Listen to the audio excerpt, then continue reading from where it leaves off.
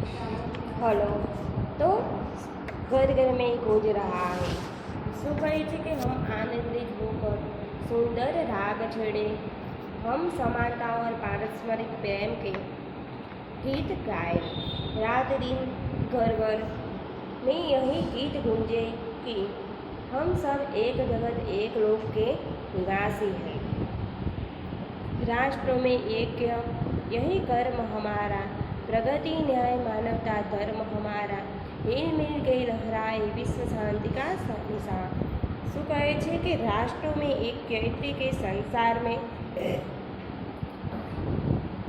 એક એટલે કે એકતા, એટલે કે આપણે એકતા ખૂબ જરૂરી છે। संसार में सभी राष्ट्रों में एकता का भाव लाना ही हमारा सबसे बड़ा कर्तव्य है। हम सब मिलकर प्रगति करें, सबके साथ न्याय हो, मानवता की रक्षा हो, यही हमारा धर्म बने। हम सब मिलजुल कर विश्व शांति के निशान को लहराए और इस तरह अपनी एकता साबित करें। એટલે કે સંસારમાં સૌ રાષ્ટ્રોમાં એકતાની ભાવના ફેલાવી એ જ આપણું સૌનું મહાકર્તવ્ય છે। આપણે સૌ હળીમળીને પ્રગતિ કરીએ, સૌને ન્યાય મળે, માનવતાનું રક્ષણ કરીએ એ જ આપણો ધર્મ બને છે। આપણે સૌ હળીમળીને વિશ્વ શાંતિના પ્રતીકને હવામાં ફરકાવીએ અને એ રીતે આપણી પોતાની એકતા સિદ્ધ કરીએ। સંસારમાં એટલે કે સંસારના સૌ રાષ્ટ્રોમાં એકતાની ભાવના ફેલાવવી એ જ આપણા સૌનું મહાકર્તવ્ય છે। આપણે સૌ એટલે કે એકબીજાને હળીમળીને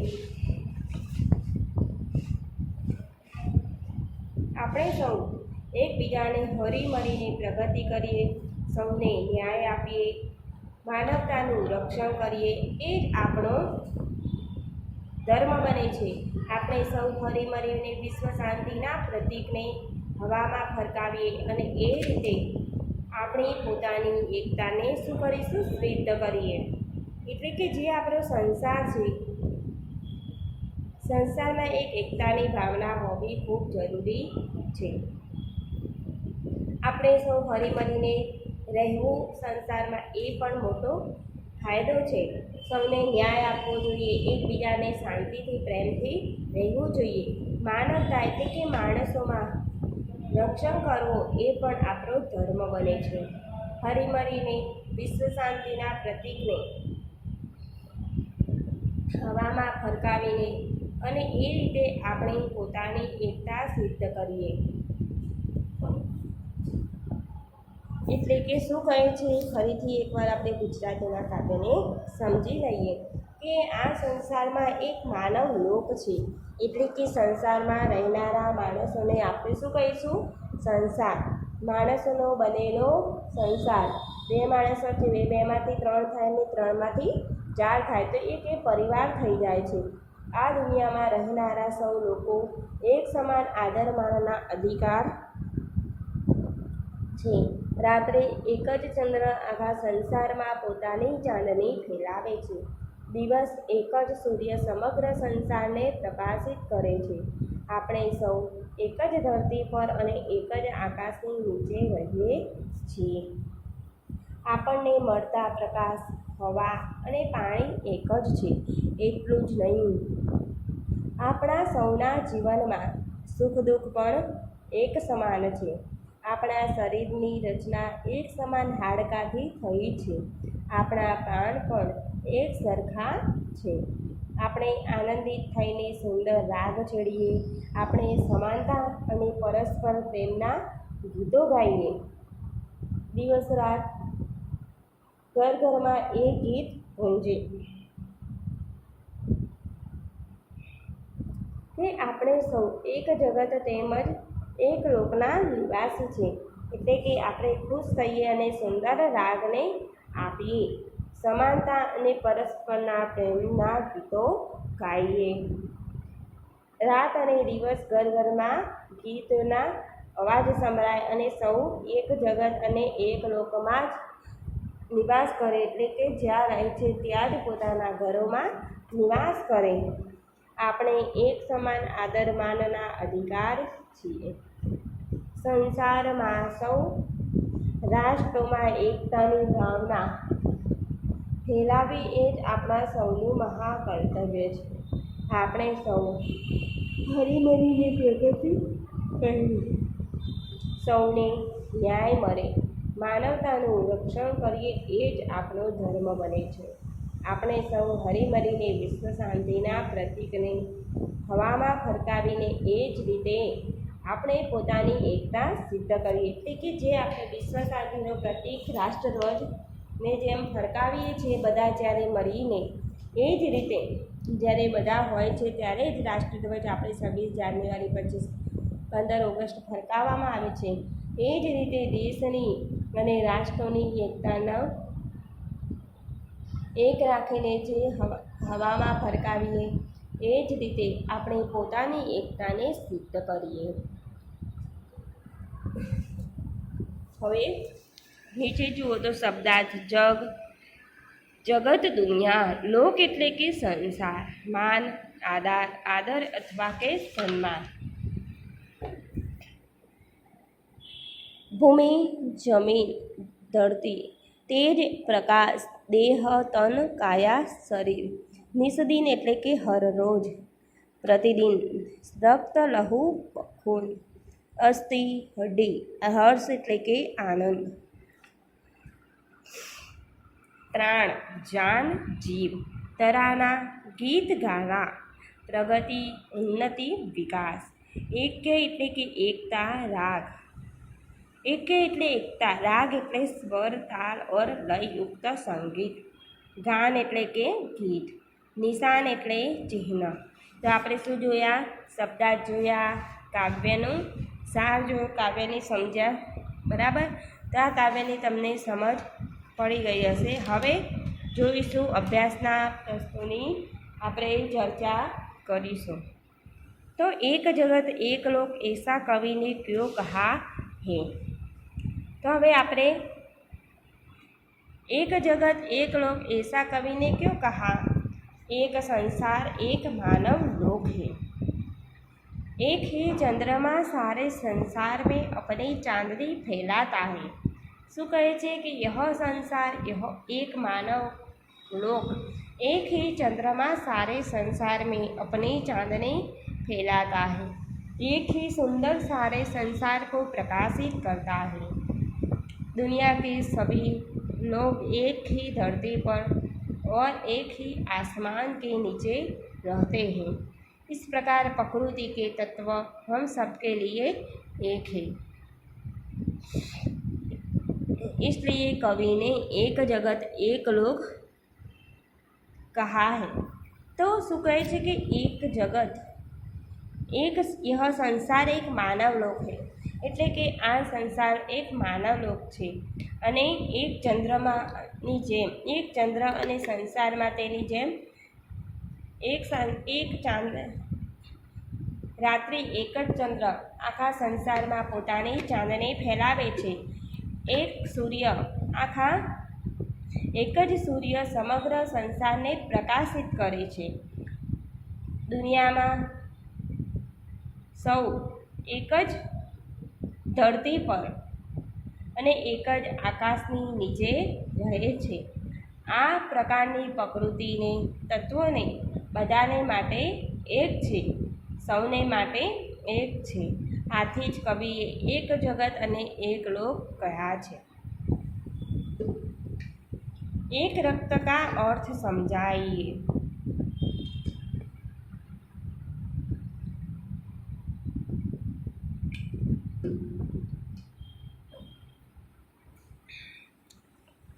एक रक्त का अर्थ समझाइए. मनुष्य चाहे किसी भी देश, जाति और धर्म का हो, उसके रक्त का रंग तो लाल है. એટલે કે મનુષ્ય જો વિચારે છે તો દેશ, જાતિ અને ધર્મ બધા માણસોના જે રક્ત એટલે કે લોહી છે તેનો રંગ તો કેવો છે? લાલ જ છે. કંઈ તેનો કંઈ કલર બદલાઈ જતો નથી. हाँ, रक्त के रंग की समानता के साबित होता है कि પૂરી મનુષ્ય જાતિ એક है। એટલે કે જે આપણને રક્તનો જે કલર છે લાલ, તો તેના પરથી આપણે એ પણ સાબિત કરી શકીએ છીએ તો આપણે બધા મનુષ્ય જાતિ એક જ છીએ। પણ બધાએ અત્યારે ધર્મ જુદા પાડ્યા છે કે તું ઈસાઈ ને હું હિન્દુ, મુસ્લિમ, ઈસાઈ, ખ્રિસ્તી, એમ ઘણા એવા ધર્મ લોકો જુદા પાડે છે। મંદિરમાં પણ એવા ભેદભાવ રાખે છે। મંદિર, ચર્ચ, દરગાહ, એટલે કે જે આ પોતાના મુસ્લિમ લોકો શું કહેશે કે અમે દરગાહમાં ચર્ચને માનીએ, હિન્દુ લોકો કહે છે મંદિરને માને છે। એ જ રીતે બધા અલગ અલગ જાતિના ધર્મ માનતા હોય છે। भले ही हमारे रंग रूप रंग भिन्न हो, पर भीतर से हम सब एक है। ભલે અમારો જે રૂપ અને રંગ અલગ હોય છે પણ અંદરથી તો અમે એક જ છીએ, દિલથી તો આપણે એક જ છીએ। हमारा जीवन हमारा धर्म क्या होना चाहिए? सबकी प्रगति हो, सबको न्याय मिले और मानवता की रक्षा हो, यही हमारा धर्म होना चाहिए। શું કહેવા માગે છે કે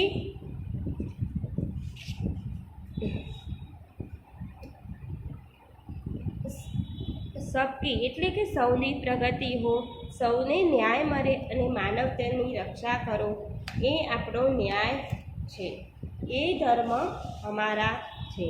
हमारा जीवन सुख दुख की एक कहानी है, ऐसा कवि ने क्यों कहा है?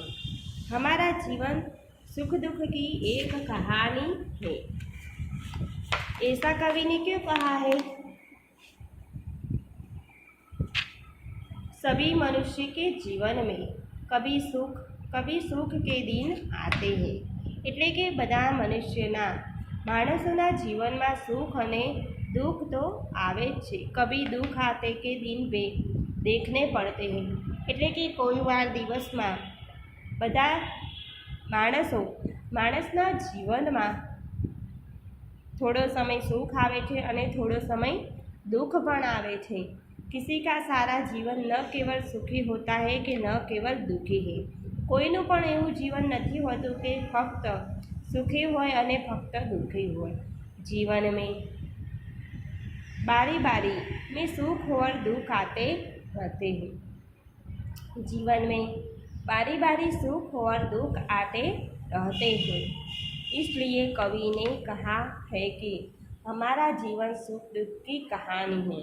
એટલે કે જીવનમાં નાને નાના સુખ અને દુઃખ પણ આવે છે। આમ તે કવિને કહ્યું છે કે આપણા જીવનમાં સુખ અને દુઃખની એક કહાની છે। તો વિદ્યાર્થીઓ, આપણે જે પ્રશ્નોની ચર્ચા કરી તે ફરીથી એકવાર સમજી લો। एक जगत एक लोक ऐसा कवि ने क्यों कहा है? तो यह संसार एक मानव लोक है। यह संसार एक मानव लोक है। एक ही चंद्रमा सारे संसार में अपनी चांदनी फैलाता है। એટલે કે જેમ આ સંસાર માનવ લોકોનો છે, જેમ ચંદ્ર રાત્રે એક સાથે સંસારમાં ચાંદની ફેલાવી દે છે, એમ જ્યારે દિવસ ઉગે છે ત્યારે સૂર્યની જેમ પ્રકાશિત પણ કરી દે છે। एक ही चंद्रमा सारे संसार में अपने चांदनी फैलाता है। एक ही सूर्य सारे संसार को प्रकाशित करता है। दुनिया के सभी लोग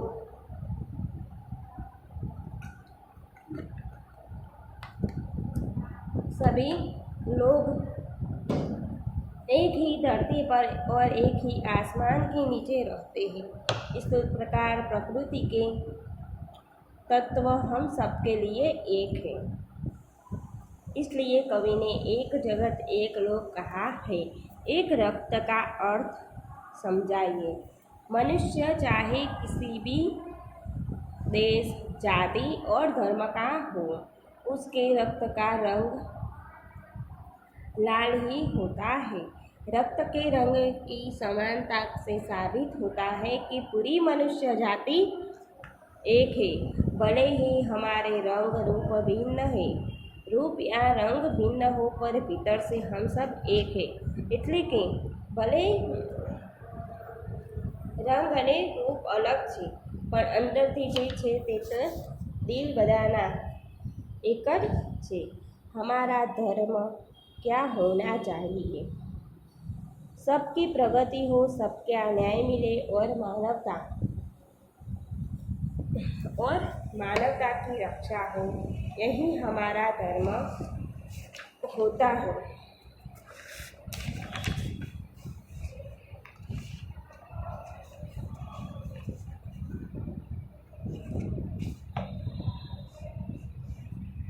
हमारा जीवन सुख दुख की एक कहानी है, ऐसा कवि ने क्यों कहा है? तो सभी मनुष्य के जीवन में कभी सुख के दिन आते हैं, कभी दुख के दिन भी देखने पड़ते हैं। किसी का सारा जीवन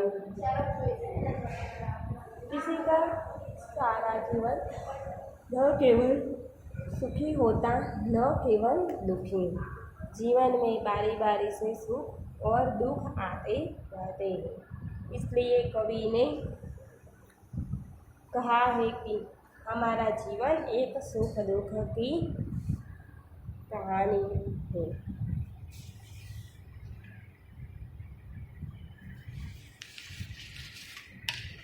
હવે આપણે જોઈશું આગળ देखो। ऊंचे स्वर में पढ़िए। सूर्य सुख दुख, रक्त अस्थि प्राण गाये, कुंज हर्ष ऐक्य कर्म प्रगति लहराए, विश्व शांति। उदाहरण के अनुसार निर्देशित वर्ण से शुरू होने वाले शब्द बनाइए। तो क है तो कौवा, कमल, कागज, कौशल। ग गणपति, गद्दा, गन्ना ने गुनगुना। પછી ગ છે તો ગમાં શું આવશે? ઘર, ઘર, ઘોષણા, ઘમાસાન અને ગોર। ચ ચમચ, ચરખા, ચીક, ચના। म मासूम, मुस्कान, मकान, मटका।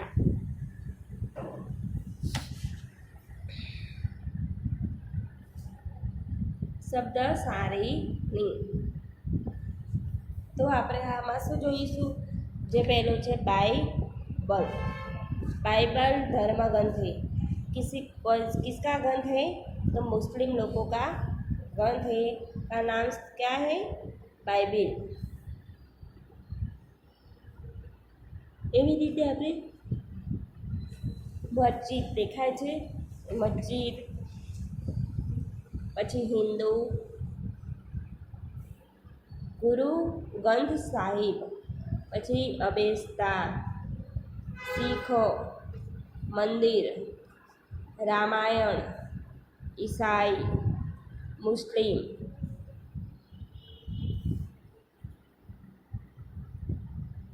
तो उपयुक्त सारणी में सार्थक शब्द दिए गए, उन्हें ढूंढिए और उनका वाक्य में प्रयोग कीजिए। हवे आमा प्रयोग करवानो छे। अहींया देखाय छे पहेलुं महाभारत। महाभारत महाकाव्य है। पछी शुं छे? पारसी देखाय छे। पारसी तो पारसी अग्नि की पूजा करते हैं। हिंदू हिंदू मंदिर में जाते हैं। मस्जिद मुसलमान मस्जिद में नमाज पढ़ते हैं। मंदिर यह राम का मंदिर है। अवेस्ता अवेस्ता पारसियों का धर्म ग्रंथ है। अवेस्ता किसका है? पारसियों का। रामायण हिंदुओं का धर्म ग्रंथ है। मुस्लिम ईद मुस्लिम का त्यौहार है। साई एक संत थे। गुरुगण साहिब सिखों का धर्मग्रंथ है। सिख गुरुद्वार में जाते हैं। तो चलो विद्यार्थी मित्रों, આજે આપણે 11 સુધી રાખીશું। હવે આપણા પિરિયડમાં શું જોઈશું? સ્વાધ્યાય જોઈશું। આજે આપણે 11 સુધી રાખીએ। તો આજે આપણે કાવ્યને સમજ્યા અને આગળ પ્રશ્નોના અભ્યાસના પ્રશ્નોની ચર્ચા કરી। તો ચાલો વિદ્યાર્થી મિત્રો, બાય, નમસ્કાર।